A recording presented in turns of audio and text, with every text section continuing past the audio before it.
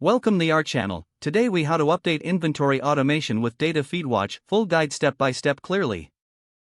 Start by logging into your DataFeedWatch account. Navigate to the Data Feeds section in the dashboard. Select the feed you want to update for your inventory automation. Click on the Edit button next to the selected feed.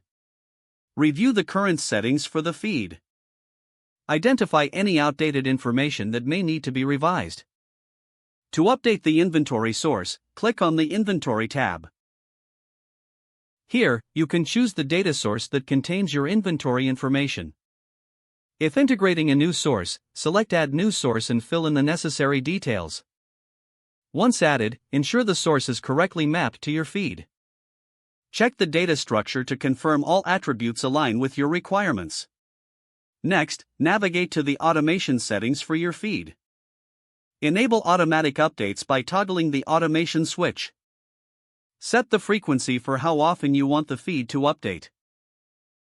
You can choose options like daily, weekly, or hourly updates. Make sure to save your changes after setting the update frequency.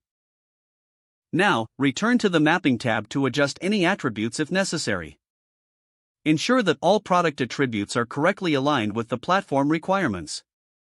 If you're making bulk changes, use the Bulk Edit option to streamline this process. Review all changes to verify accuracy.